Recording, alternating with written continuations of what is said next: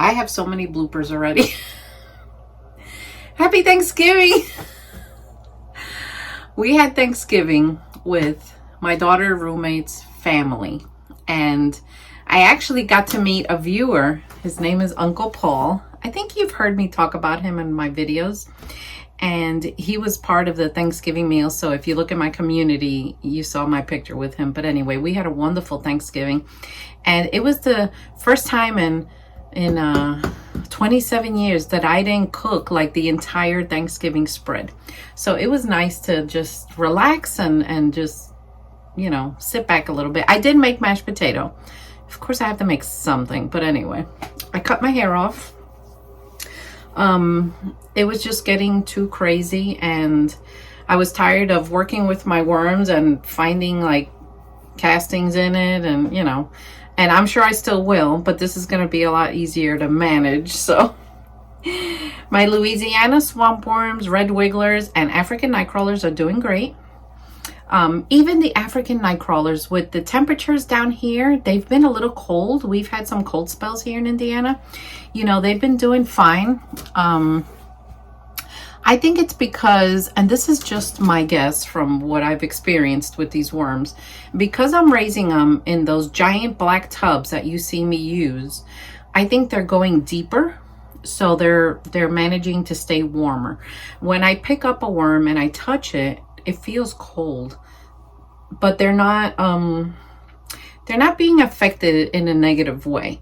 So anyway, we're gonna check on them, and it's time for me to harvest that bin. Now today is Friday the 13th, and Christmas is just around the corner, and I don't have the time right now to harvest the whole bin, but I am gonna get it started, and then I'll show you how I do that. And then after Christmas, like, the harvest is gonna happen. And when you harvest a bin that big, it's very time consuming, and it takes a while. So I don't do the entire bin in one day. I just do like maybe half, and then I do the other half. And you know, because right now, honestly, you know, as some of you know, I've had a severe knee injury for more than a year now. And can you believe it's been a year, December 1st? And I'm well, like I've improved a lot, but my knee still doesn't feel like 100% normal, but I'm making it work. You know, I have a little treadmill in my office, and I walk every day, and obviously I still go out and about. So anyway, let's get started, and let's go. I have so many bloopers, my gosh. I'm leaving them, I don't care. So I do have some good news. I went and got a checkup again, and the doctor says I am no longer pre-diabetic. So I reversed my pre-diabetes that I had, and I did it with just diet. Honestly, I cut a lot of things out of my diet, and at first it was hard, and I had to be very disciplined, but it's good now. So I have a new viewer that I met during Thanksgiving. His name is Blue. So shout out to Blue. Hi, Blue. Hope you're doing well. So I'm going to get my gloves on because I don't feel like getting my nails all dirty today unless I really have to. And then let's get started. So here we are at the African Nightcrawler tub. As you can see, this is pure castings right here. Oh yeah. And there's so many cocoons in here. They've laid a lot of cocoons, and the cocoons are hatched, and see there's babies, a lot of young worms. I'm finding young ones. Look, that's a nice young one right there. So I had given them some food in here, and it looks like they ate it. But look, you can tell they're doing very well. And even through the glove, when I just touch them, they feel cold. Let's look at the temperature a minute in here. So it says here it's almost 70. I don't know though, it feels colder to me. It just feels colder in here, but that's not bad. I'm able to touch my phone with my gloves on, like I do it with my pinky. You'll always find weird things in your bin. So look at these really young ones right here. But we need to give this like a good fluff, because I'm noticing them at the bottom and they're doing exactly what I predicted. They're just going down. Because today it's like, I think it's like 29 outside. You know, these worms, they don't hang out in the corners like European nightcrawlers do. That's still the mystery with these European nightcrawlers. But it's definitely time to harvest the spin. Yeah, they've had a lot of youngsters in here. They're doing good. Look at them. They're a nice looking worm, but I told you they're very bratty. Side over here. So how are you all doing? Oh, there seems to be more on this side, even though I fed over there. I wonder why. Look at them all here. They seem to be favoring this side of the bin. I don't know why. The food was on the other side. You know, in January is my 23rd anniversary working with worms, and sometimes they're just still a mystery. Let me roll this thing more under the light. Let's see if we could get... I have you on my rolly card here. Wow, look at that. Yeah, they seem to be favoring this side. But look, you can see, like, see that little purple color? See right there? You could see it. Right there, you could definitely see it. African nightcrawlers have that, like, it's like a luminescence color. It's very fascinating. And look at that. Look at the purple on there. It is beautiful. Isn't that something? The light just catches it perfect. And besides, look there. Besides seeing that, the size of them, you know, then when you see that little purple hue, that's how you know for sure you have an African nightcrawler. And this is paper. They seem to be diving into the paper. But I've been giving my worms, besides the worm chow that I make myself, you know, because I just trust my own.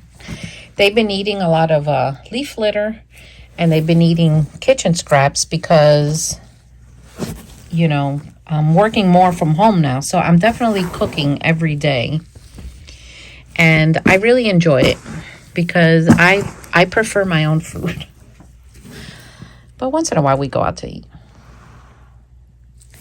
So they're doing good. So basically when I start to harvest, or I want to harvest, I just start fluffing everything up to get some oxygen in there. And, you know, I don't know why they're over here. I honest to God, I don't. Because I remember feeding over there. So maybe they ate it, saw that there was nothing left, and decided to come here and go, hey, maybe there's something over here. Honestly, I don't think worms think that way, but you know, nature is incredible, so you really never know. So we're just fluffing this up. And yeah, there's definitely a lot of young worms I'm seeing. A lot of young worms. So basically, just gonna flatten it. And I'm gonna leave the plastic off because, you know, to harvest worm castings, the wetter it is, the harder it is, honestly. So right now, let's say I start harvesting this today. I do it by hand. I do the hand method. There's no way I could put this through my sifter. Look at how wet that is, that it just balls up. There's no way I could put this through my sifter. And you see those little white things are like eggshells. So it needs to start drying. And then every day I'll come down here and fluff it up. And then I can either wait till it's dry enough to put through my sifter, or I could just do the hand method little by little And eventually they go down, and then they'll start going to the side where there's more bedding, you know. But, you know, whoever told you worm farming is easy, like I've heard people say, oh, it's so easy. It's really, if you do it the right way, it's really not. And any worm farmer will tell you it is backbreaking work and very time consuming and very messy. So if you don't like those three things, man, don't even bother. Because you will be in for a shocker.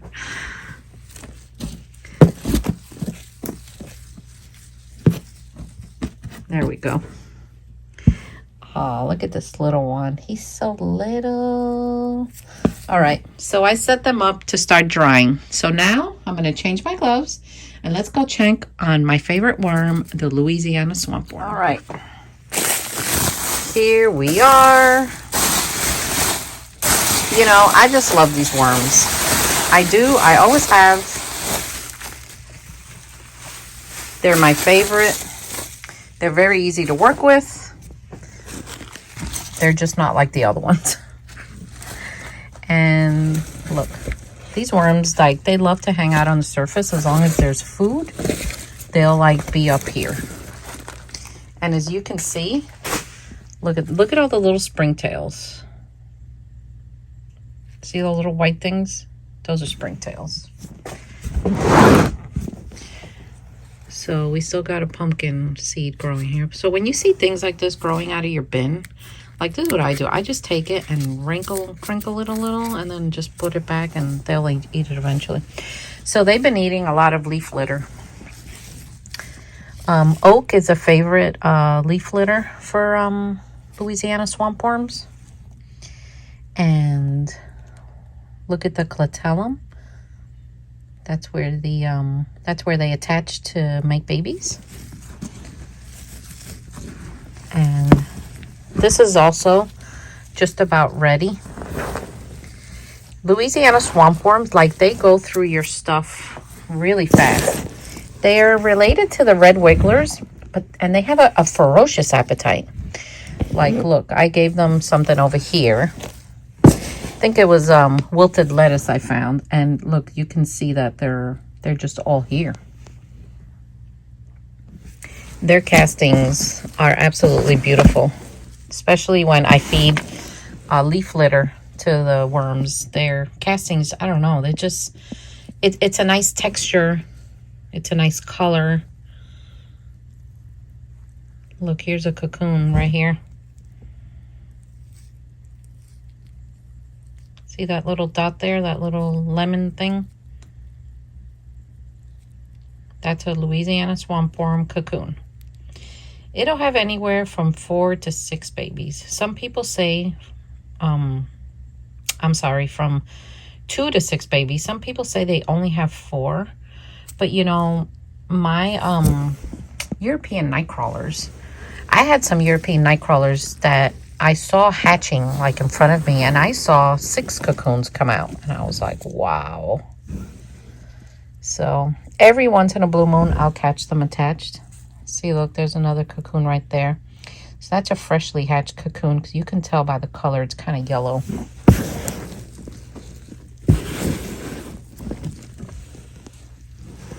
Let's check this corner down here. They seem to be everywhere.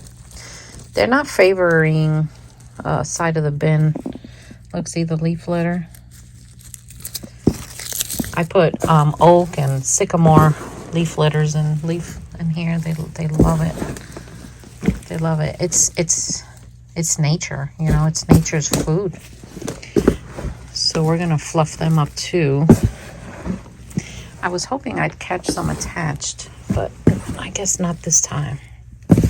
I can usually spot it really easily. So these will get harvested after Christmas too. But first I'm going to start with the African nightcrawlers, because these guys still have some leaves to eat and little things. The African nightcrawlers are just about done. So I'm going to give this bin some worm chow that I have. So I'm just going to do a line down the middle.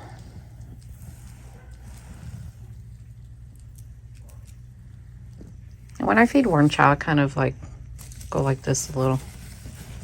Just so it gets in there, but not buried, you know.